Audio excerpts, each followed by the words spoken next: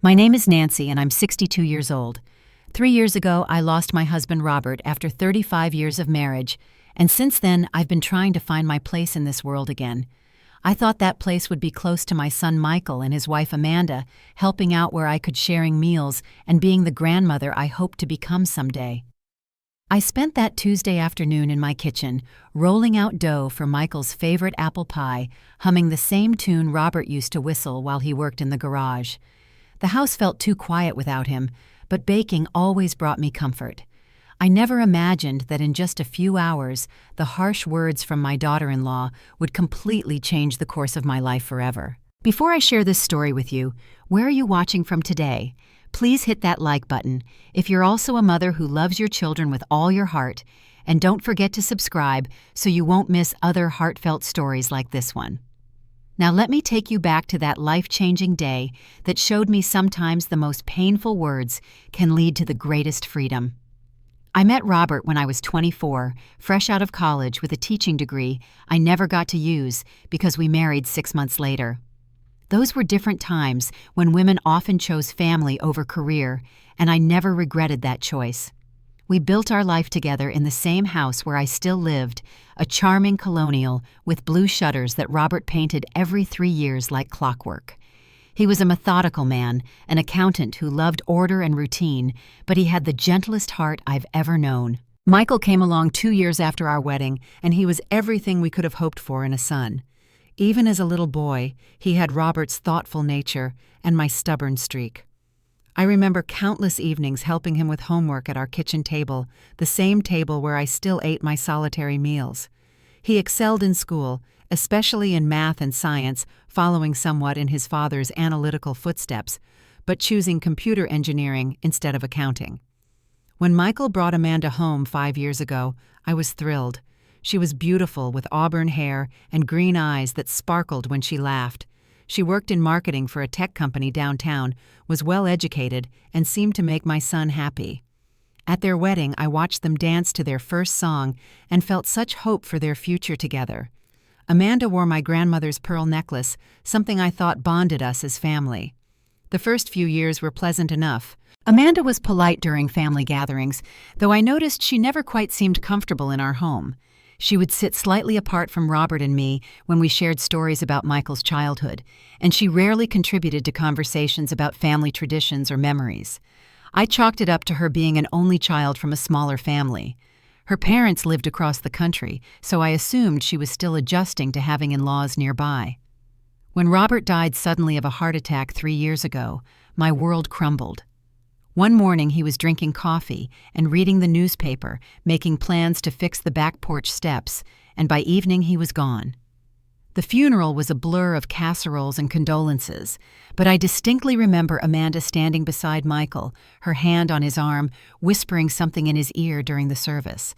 At the time, I thought she was comforting him. Looking back, I wonder if she was already planning how to handle the widow who might become too dependent on her son. After Robert's death, my house felt like a mausoleum. Every corner held memories of our life together. His coffee cup still sat in the sink for weeks because I couldn't bear to wash it. His reading glasses remained on the nightstand beside his worn thriller novel bookmark, still marking page 143. The silence was deafening, broken only by the grandfather clock in the hallway that Robert had inherited from his father. Michael lived just 15 minutes away in a newer subdivision with manicured lawns and houses that all looked similar. His home was modern, with an open floor plan and granite countertops that Amanda kept spotless. It was beautiful, but cold, lacking the warmth and character of the home where Robert and I had raised our son. Still, it was where Michael was building his life, so I tried to embrace it. In those early months of widowhood, I found myself driving over to their house more frequently. Sometimes I brought dinner knowing that Amanda worked long hours and might not have time to cook. Other times I just wanted company, someone to talk to who remembered Robert and could share memories of better times. Michael was always glad to see me, but I began to notice Amanda's smile becoming more forced, her responses shorter, her body language more closed off. The tension started subtly, like a slow leak in a tire that you don't notice until you're stranded on the side of the road. The first real incident happened about 6 months after Robert's funeral. I had decided to surprise Michael and Amanda with his favorite pot roast dinner, the same recipe my mother had taught me, and I had passed down to him. I knocked on their door that Thursday evening, carrying my old casserole dish wrapped in my mother's embroidered kitchen towels. Amanda answered the door in her work clothes, her face immediately shifting from neutral to annoyed when she saw me. "Oh, Nancy, we weren't expecting you." Her tone was polite but cold, like speaking to a solicitor she wanted to dismiss quickly. Michael appeared behind her, his face lighting up when he saw the familiar dish in my hands. "Mom made pot roast," he told Amanda with genuine enthusiasm. "You'll love it. She makes the best gravy." But Amanda's expression didn't soften.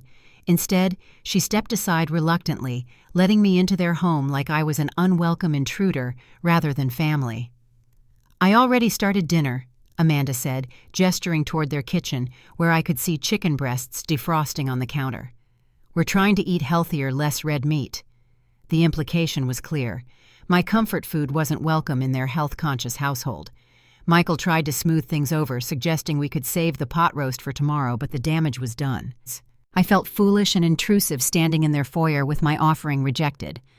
A month later, Amanda came down with a nasty flu that lasted nearly 2 weeks. I did what any caring mother would do. I made homemade chicken soup, the kind with thick noodles and vegetables that Robert always said could cure anything. I brought it over with fresh bread and orange juice, thinking Amanda might appreciate the gesture when she was feeling so poorly. Michael met me at the door this time, looking exhausted from caring for his sick wife while maintaining his demanding work schedule. "That's so thoughtful, Mom," he said, accepting the containers gratefully.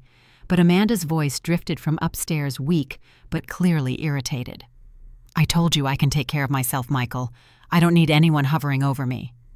The words weren't directed at me specifically, but they stung nonetheless. I had raised this man, nursed him through countless childhood illnesses, and now my care was seen as hovering rather than love. The breaking point of this phase came during a family dinner that Michael had insisted on hosting for my birthday. It was supposed to be a celebration, a chance for us to feel like a family again during a difficult time.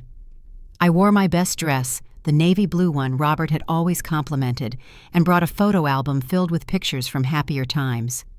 During dinner, I mentioned how Robert used to surprise me with roses every birthday, not because he was expected to, but because he wanted to see me smile. It was an innocent comment, a sweet memory I thought they might enjoy hearing. But Amanda's fork clattered against her plate as she set it down harder than necessary. "Well, Robert isn't here anymore, is he?" The words came out sharp and cutting, silencing the table completely. Michael's face flushed red and he started to say something, but Amanda continued. "Maybe it's time to focus on making new memories instead of living in the past all the time." I felt like I'd been slapped. The photo album in my lap suddenly felt heavy and foolish. Michael mumbled something about Amanda being tired from work stress, but his defense of his wife was stronger than any comfort he offered me. I finished my meal in silence, helped clean up despite Amanda's protest that she could handle it herself, and drove home wondering when loving remembrance had become living in the past. These incidents became more frequent as the months passed.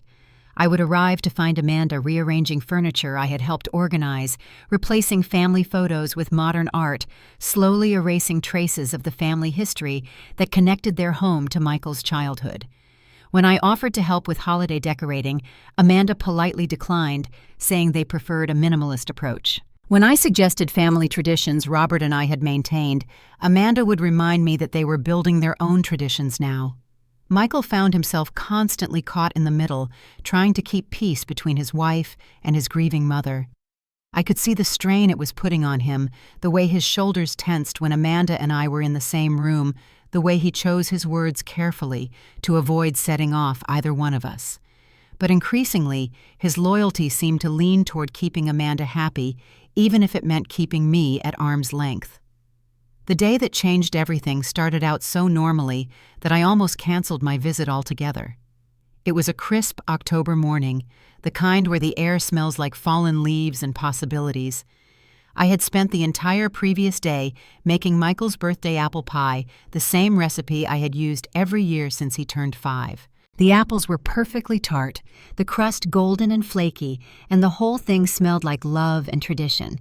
Michael's birthday wasn't until the following week, but I wanted to deliver the pie early since Amanda had mentioned they might be busy with work commitments.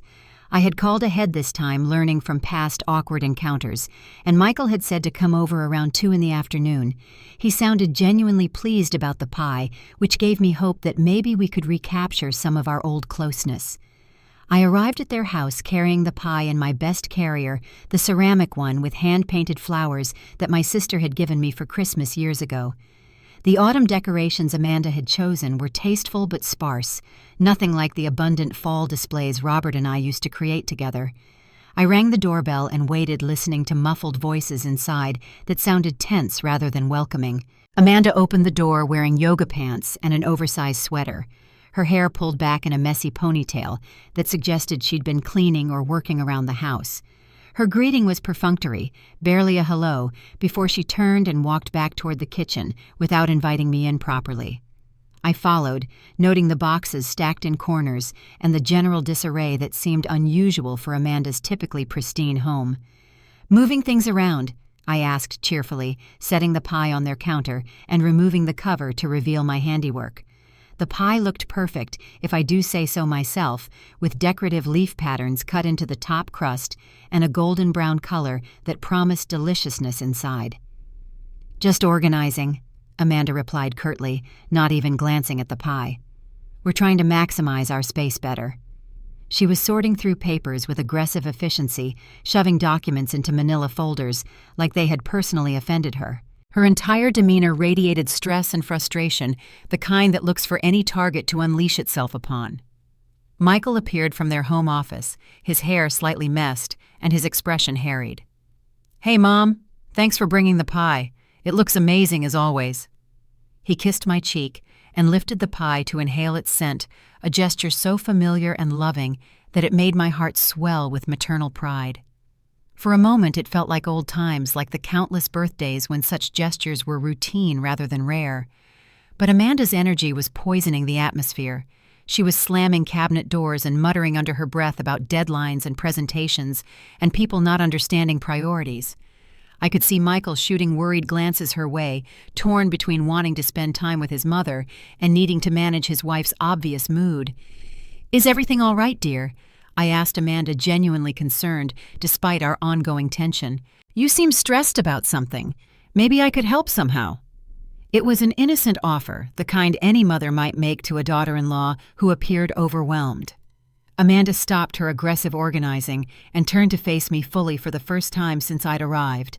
Her eyes were blazing with a fury that seemed completely disproportionate to anything I had said or done. "Help," she repeated, her voice rising slightly. "You want to help?" The question hung in the air like a challenge loaded with implications I couldn't quite grasp. Michael stepped forward, clearly sensing danger, but Amanda was just getting started. "You're always here," she continued, her voice gaining volume and venom with each word. "Always offering to help, always bringing food, always inserting yourself into our lives, like we can't function without you hovering over everything we do." I felt my face flush with confusion and hurt. "You just thought what? That we need you to take care of us like we're children? That Michael can't have a life without his mommy checking in every few days?" Amanda's words were like physical blows, each one landing with precision and pain. Michael finally found his voice.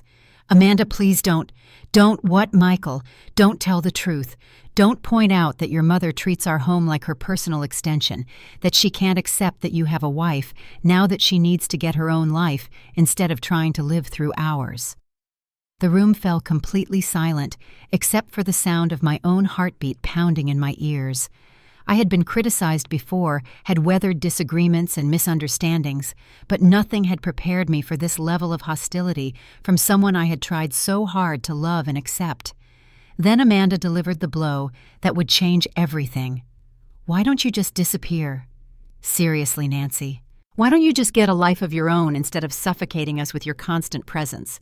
We're adults. We don't need you here all the time bringing us food like we're invalids, rearranging our space, making everything about your grief and your loneliness."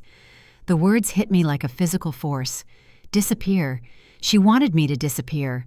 I looked at Michael, waiting for him to defend me, to tell his wife that she had gone too far, that no one should speak to his mother that way, regardless of any underlying tensions. Instead, Michael looked at the floor, his hands shoved deep in his pockets, his entire posture screaming discomfort and avoidance. When he finally spoke, his words completed my devastation.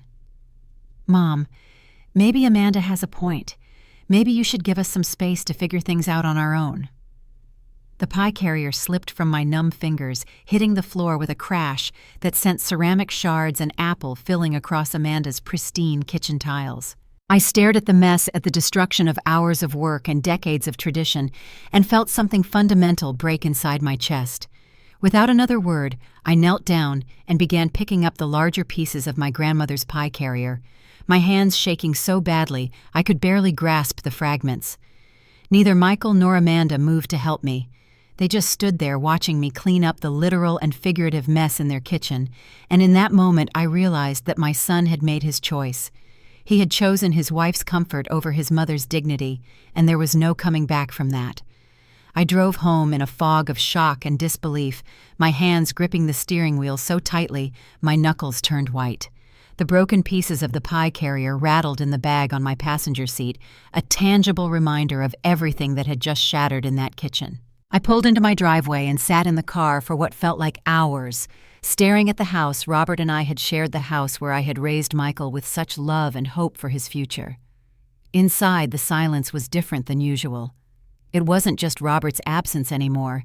It was the absence of purpose, of connection, of the family bonds I had thought were unbreakable. I wandered through rooms filled with memories touching furniture Robert had chosen, looking at photos of Michael's childhood that now seemed like evidence of some naive delusion I had harbored about motherhood lasting forever. That night, I sat in the dark in Robert's recliner, still wearing the clothes I had put on so hopefully that morning. The house creaked around me with familiar sounds, but for the first time they didn't comfort me. They reminded me of how alone I was, how foolish I had been to think that my son's marriage could somehow fill the void Robert's death had left behind.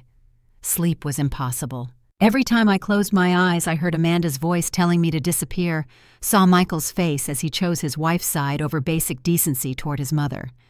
I had replayed the scene dozens of times, looking for some way I could have handled it differently, some words I could have said to prevent the explosion.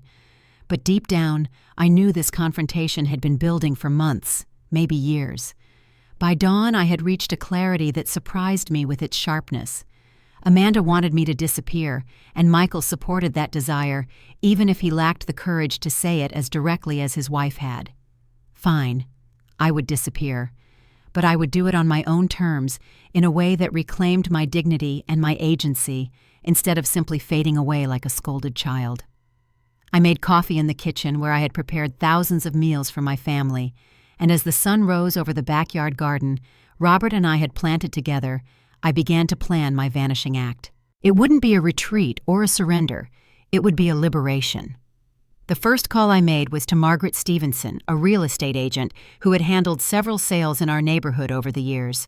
Her voice was professionally cheerful as she answered, probably expecting a routine inquiry about property values or market conditions. "Margaret, this is Nancy Collins. I'd like to discuss selling my house." The silence on the other end lasted long enough that I wondered if we had been disconnected. "Nancy, are you sure? I mean, you and Robert lived there for so many years, and with everything you've been through?" "I'm absolutely sure," I interrupted, surprised by the firmness in my own voice. "How quickly could we get it on the market?" Within an hour, Margaret was at my front door with paperwork and a market analysis that made my decision feel even more right. The house was worth significantly more than Robert and I had paid for it decades ago, enough to give me real freedom in choosing what came next. The neighborhood had become highly desirable, and Margaret was confident we could have a sale within 6 to 8 weeks if I was willing to price it competitively. As Margaret walked through the rooms with her professional eye making notes about staging and minor improvements, I felt a strange mix of sadness and excitement. This house held my entire adult life within its walls, but it also represented a chapter that was clearly ending whether I chose it or not. Amanda had made it clear that I wasn't welcome in their version of family life. Michael had shown me that his loyalty lay elsewhere. It was time to write a new chapter entirely. The next few days passed in a blur of activity that kept me too busy to second-guess my decision. I researched cities where I might want to live, places Robert and I had talked about visiting, but never quite managed to explore. Asheville, North Carolina kept appearing in my searches with its beautiful mountain setting, vibrant arts community, and reasonable cost of living. Robert had always said he wanted to see the Blue Ridge Mountains, and something about fulfilling that dream for both of us appealed to me. Michael called twice during this period, his voice careful and conciliatory, clearly regretting how things had ended. But he didn't apologize for supporting Amanda, didn't acknowledge that his wife had been cruel and out of line. Instead, he danced around the issue, asking if I was okay and suggesting we all needed time to cool off before talking things through. I was polite but distant, treating him like the acquaintance he had apparently chosen to become, rather than the son I had devoted my life to raising. When he asked what I had been up to, I simply said I was making some changes and left it at that. He didn't push for details, which told me everything I needed to know about his level of concern for my well-being. The for sale sign went up on a Tuesday morning, exactly 2 weeks after the kitchen confrontation. I watched from my bedroom window as Margaret's assistant hammered the post into the front lawn, right next to the rose bush Robert had planted for our 20th anniversary. The sight should have made me sad, but instead, it filled me with a sense of forward momentum I hadn't felt since Robert's death. Within 3 days, we had 5 serious inquiries and 2 showing appointments scheduled. The local market was even stronger than Margaret had predicted, with young families eager to move into our established neighborhood with its mature trees and good school district. I found myself hoping that children would play in the backyard where Michael had spent countless summer afternoons, that new families would create happy memories in rooms that had held so much love. Michael found out about the sale the way I had intended him to, through the neighborhood gossip network that had always kept our community connected. Mrs. Patterson from next door called him, concerned that something might be wrong with me to prompt such a drastic decision. His call came within an hour of her conversation with him. "Mom, what's going on? Mrs. Patterson says there's a for sale sign in your yard. That can't be right." His voice carried a panic I hadn't heard since he was a child, calling me from school after forgetting his lunch money. "It's absolutely right, sweetheart," I replied calmly, continuing to pack books into moving boxes as we talked. "I've decided to sell the house and move somewhere new." "Move where, Mom? This is crazy. You can't just sell the house. This is your home. This is where you and Dad built your life together." I paused in my packing, holding a photo of Robert at Michael's high school graduation. "Your father is gone, Michael, and you've made it clear that I'm not welcome to be part of the life you're building with Amanda. So I'm building a new life of my own." The silence stretched between us, filled with everything he wasn't saying, all the apologies he couldn't quite voice, and the explanations he couldn't quite make. Finally, he tried a different approach. "Look, about what happened the other day, Amanda was having a really stressful week at work, and she didn't mean, 'Michael, stop.'" My voice was firmer than I had ever used with him before. "Amanda meant exactly what she said. She wants me to disappear from your lives. And honestly, after thinking about it, I've realized she's probably right. You're adults, as she pointed out. You don't need your mother hovering around trying to maintain connections that clearly make your wife uncomfortable." "That's not what I want," he said, but his protest sounded weak even to my ears. "It doesn't matter what you want anymore, son. It matters what you choose. And you chose to stand with your wife while she told your mother to disappear. That choice has consequences." I could hear him breathing on the other end of the line, probably running his hands through his hair, the way he had done since childhood when he was frustrated or confused. "Where will you go?" "Asheville, North Carolina. Your father always wanted to see the mountains there." I surprised myself by how easily the decision rolled off my tongue, how right it sounded when spoken aloud. "North Carolina, Mom, that's 8 hours away. You don't know anyone there. You've never lived anywhere but here." "Then it's time for me to find out who I am in a place where I'm not defined by who I used to be." The words surprised me with their clarity and conviction. I hadn't realized until that moment how much I needed to discover the woman I might become without the roles that had defined me for so long. We talked for another few minutes with Michael, alternating between trying to talk me out of the move and asking practical questions about timing and logistics. But I could tell he was still processing the reality that his actions had consequences, that treating people poorly might actually cause them to leave rather than simply accept the treatment. Before we hung up, I told him something I needed him to understand. This isn't about anger, Michael. This is about finding myself again. Amanda told me to get my own life, and that's exactly what I'm going to do. I should thank her, really. She's given me permission to stop trying to be the mother and grandmother I thought you needed, and to start being the woman I want to be. The house sold faster than anyone expected to a young couple with 2 small children who fell in love with the built-in bookcases and the large backyard. They made an offer above asking price and could close in just 4 weeks, which felt like a sign that I was making the right decision. Everything was falling into place with an ease that convinced me this path had been waiting for me all along. Packing up 35 years of shared life was both heartbreaking and liberating. I kept photos and Robert's wedding ring, his favorite coffee mug, and the quilt his mother had made for us as a wedding gift. But I donated most of the furniture to charity, gave away kitchen items I had accumulated over decades, and sold pieces that held more monetary value than emotional significance. The hardest part was deciding what to do with Michael's childhood belongings, the school projects and sports trophies and artwork I had saved in boxes in the basement. In the end, I packed them carefully and had them delivered to his house with a note saying they belonged to his family now, to keep or discard as he saw fit. I was no longer the keeper of his history. That responsibility belonged to him and Amanda now. Asheville welcomed me with open arms and mountain air that felt like a fresh start made tangible. I found a charming 1-bedroom apartment in a converted historic building downtown with hardwood floors and windows that looked out over tree-lined streets I had never seen before. For the first time in my adult life, I was choosing where to live based on what I wanted rather than what my family needed. The first few weeks were an adventure in rediscovering myself. I had coffee at different cafes each morning, exploring neighborhoods and getting to know the rhythm of a city that felt both foreign and familiar. Asheville had an energy that surprised me, a creative vibrancy that made me feel younger and more curious about the world than I had in years.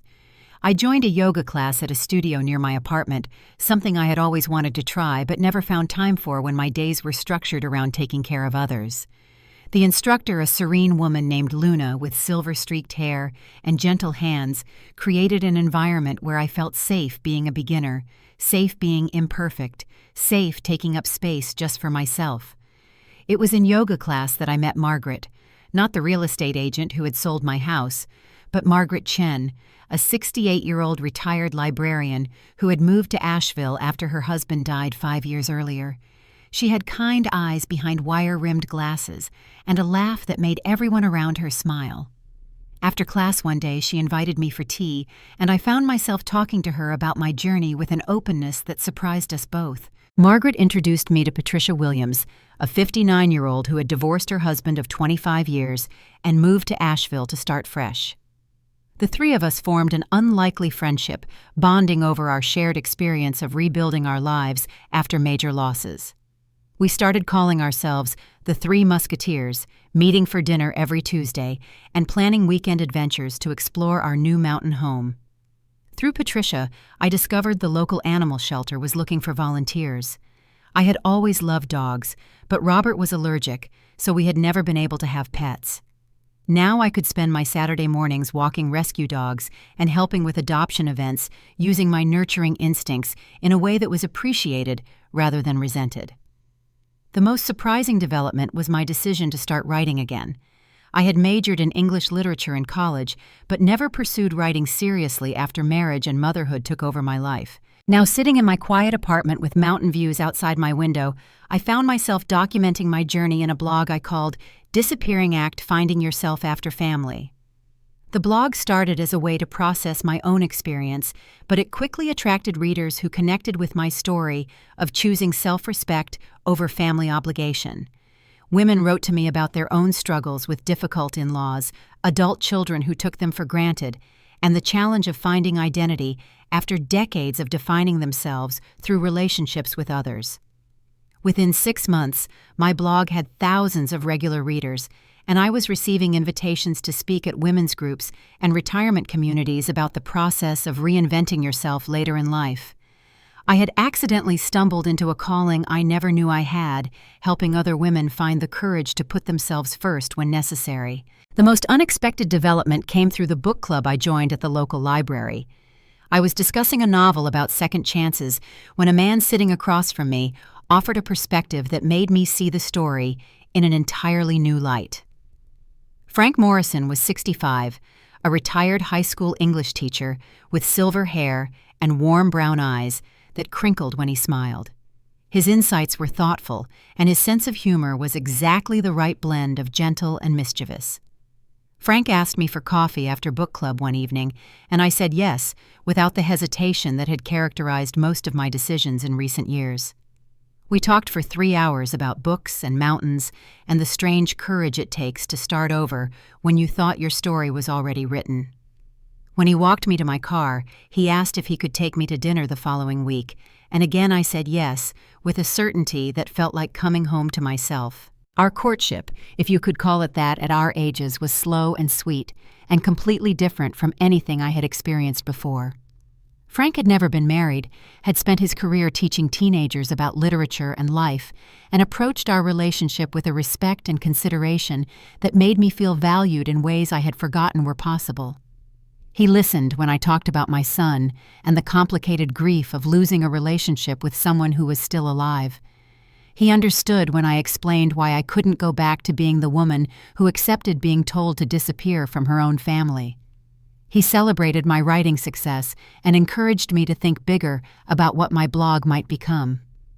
Most importantly, Frank never tried to fix me or change me or convince me that forgiveness meant accepting unacceptable treatment.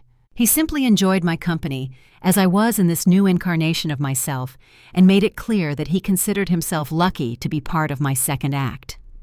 2 years after Amanda told me to disappear, I was sitting on the small balcony of my apartment with my laptop open, writing a blog post about the unexpected gifts that can come from painful endings. Frank was reading in the chair next to me, occasionally reaching over to squeeze my hand or share a funny passage from his book. The Blue Ridge Mountains stretched out before us, painted in the golden light of late afternoon, and I felt a peace I hadn't known was possible. Michael and I had slowly rebuilt some form of relationship, though it looked nothing like what we had shared before. He called every few weeks and we exchanged emails about my blog and his work, keeping things pleasant but not deeply personal. He had started therapy, something he mentioned casually during one of our conversations, and I hoped it was helping him understand the difference between keeping peace and enabling poor behavior. Amanda had actually sent me an email 6 months earlier, a brief but sincere apology for her harsh words during our confrontation. She acknowledged that she had been dealing with work stress and fertility struggles that had nothing to do with me, and that taking her frustrations out on me had been unfair and cruel. I appreciated the apology, though it didn't change the fundamental truth that her outburst had revealed about how she viewed my place in their lives. I wrote back graciously, thanking her for her honesty and wishing her well with whatever challenges they were facing. But I didn't offer to resume our old relationship or suggest that her apology erase the impact of her words. Some things once said and supported create permanent changes in how people relate to each other. The biggest surprise came when Michael called to tell me that Amanda was pregnant. They were having a son, he said, and they had been thinking about names. Would I mind if they used Robert as a middle name to honor his grandfather? I was touched by the gesture and genuinely happy for them, but I also felt a strange detachment from the news that might have once overwhelmed me with joy. "That's wonderful, Michael," I told him. "Robert would be so proud to have a grandson carrying his name." And I meant it, even though I understood that this grandchild would grow up knowing very little about the grandmother who had been told to disappear before he was born. "Mom," Michael said hesitantly, "when the baby comes, would you maybe want to visit Amanda and I have been talking, and we'd like you to meet your grandson?" I was quiet for a long moment, looking out at the mountains that had become my home, thinking about the life I had built from the ashes of the one that had been taken from me. "Michael, that's very kind of you to offer, but I think it's better if we keep things as they are now. You have your family, and I have mine. Your family. I smiled, thinking about Margaret and Patricia, about Frank reading beside me, about the blog readers who sent me messages of gratitude and connection, about the dogs at the shelter who greeted me with unconditional enthusiasm every week. Yes, sweetheart, I've built a wonderful family here, people who choose to have me in their lives because they value what I bring to them, not because they're obligated by blood or guilt. I paused, wanting him to understand this wasn't about punishment or spite. You and Amanda have every right to build the life you want together, but I also have the right to build a life where I'm appreciated rather than tolerated. We ended the conversation on a pleasant note, but I could tell Michael was still processing the reality that actions have lasting consequences, that relationships once damaged don't automatically return to their previous state just because time has passed or circumstances have changed. That evening, as Frank and I cooked dinner together in my small kitchen, I thought about the strange journey that had brought me to this moment. Amanda's cruel words had felt like the end of the world when she first spoke them, but they had actually been the beginning of a world I couldn't have imagined back then. I had learned that disappearing from one life could mean appearing fully in another. I had discovered that sometimes the most loving thing you can do for people is to stop trying to force connections they don't genuinely want. I had found out who I was when I wasn't constantly trying to be who others needed me to be. Most importantly, I had learned that love without respect isn't really love at all. It's obligation, or habit, or fear of being alone. Real love makes space for people to be themselves authentically, even when that's inconvenient or different from what we had hoped for. My blog had grown into something bigger than I had ever imagined, with a book deal in the works and speaking engagements that took me around the country to talk to women about finding the courage to choose themselves. The title of my upcoming book was Disappearing Act: How Being Told to Leave Taught Me How to Live, and every page was written with gratitude for the painful gift Amanda had unknowingly given me. Today, as I finish writing this story for all of you, Frank is preparing his famous lasagna in the kitchen while I work on my laptop at our small dining table.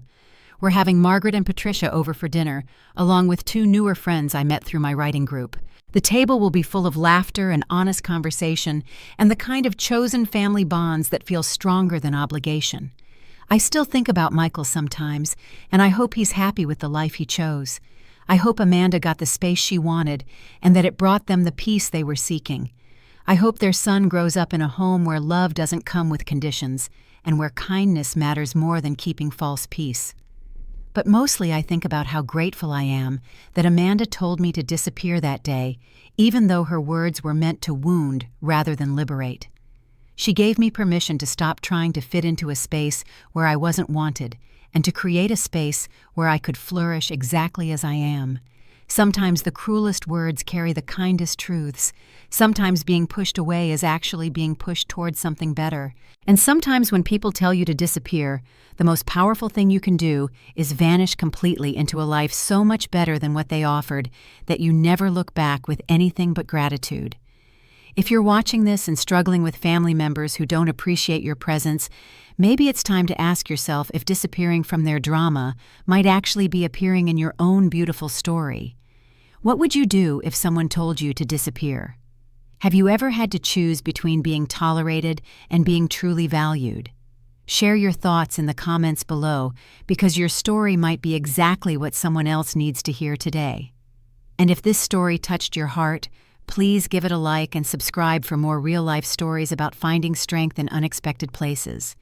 Hit that share button too, because sometimes the women in your life need to know that choosing themselves isn't selfish, it's necessary.